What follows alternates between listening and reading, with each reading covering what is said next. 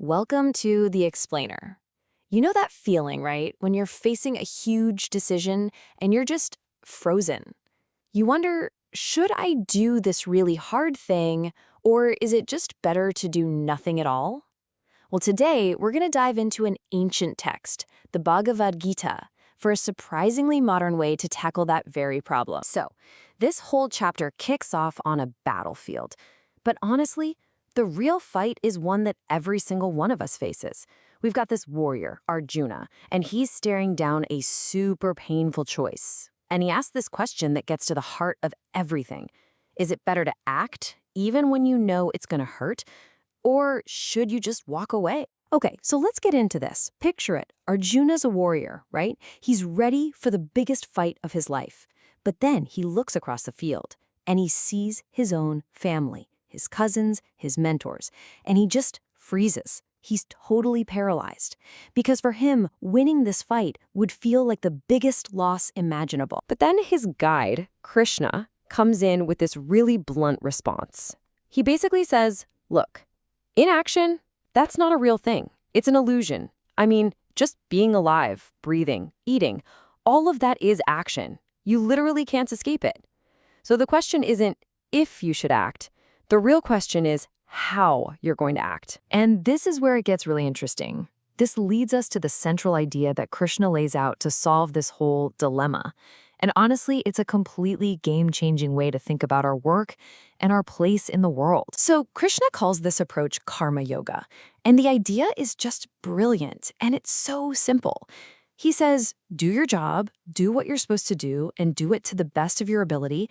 But then, and this is the key part, you have to let go of the outcome. It's like a mental superpower, really.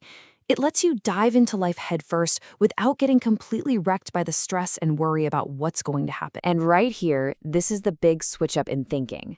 Look, on one side, you've got acting for what you can get out of it, chasing the promotion, the likes, the money. The Gita tells us that road just leads to more stress and getting all tangled up. But then, check out the other side. You can do the exact same thing, the very same work, but do it selflessly, just because it's your duty. And suddenly that same action sets you free. It brings you peace. The action itself doesn't change, but your mindset, it changes absolutely everything. Okay, so that sounds pretty good, right? Just change your mindset. But Arjuna, who's always the practical one, he's not totally sold yet.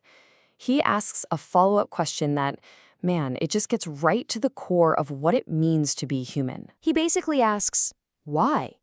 Why, if we know what the right thing to do is, do we so often end up doing the exact opposite? It's like some invisible force is just pushing us where we don't want to go. And come on, who hasn't felt that? And Krishna's answer here is, wow, it's deep.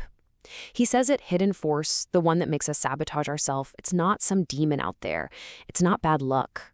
No, the real enemy is inside each and every one of us. Krishna gives this internal enemy a name, kama. Now, that word often gets translated as lust, but we need to think way bigger than just physical desire. It's really any all-consuming, never-satisfied craving. It could be a craving for power, a craving for approval, a craving for just more stuff. It's that thing that completely takes over and clouds our good judgment. And the real danger of this enemy? It's described as being like a fire. And what happens when you throw more fuel on a fire? It doesn't go out, it just burns bigger and hotter. That's exactly what happens here. Trying to feed that craving with more praise or more things, it never satisfies it. It just makes it stronger. It's this all-devouring force that, like the text says, completely covers up who we really are. So the big question is, if this super powerful, never satisfied enemy is living inside us, how on earth are we supposed to fight it? Well, Krishna doesn't just drop this bomb and walk away. Nope. He gives Arjuna a very clear step-by-step battle plan. The whole strategy is about mastering yourself from the top down. So, step 1, you've got to understand that your true self, your consciousness, is separate from all those fleeting desires and feelings. It's above them. Step 2, you use that higher level intelligence to calm your mind down, to make it steady. Then, once your mind is steady, it can take charge of your senses, instead of your senses dragging your mind all over the place. And by doing that, by getting control of the senses, you're basically cutting off the fuel supply to that inner enemy. You starve it until it has no power over you. And really, that's the whole point of this entire chapter summed up. Real freedom, it's not about avoiding life's problems. It's not about inaction.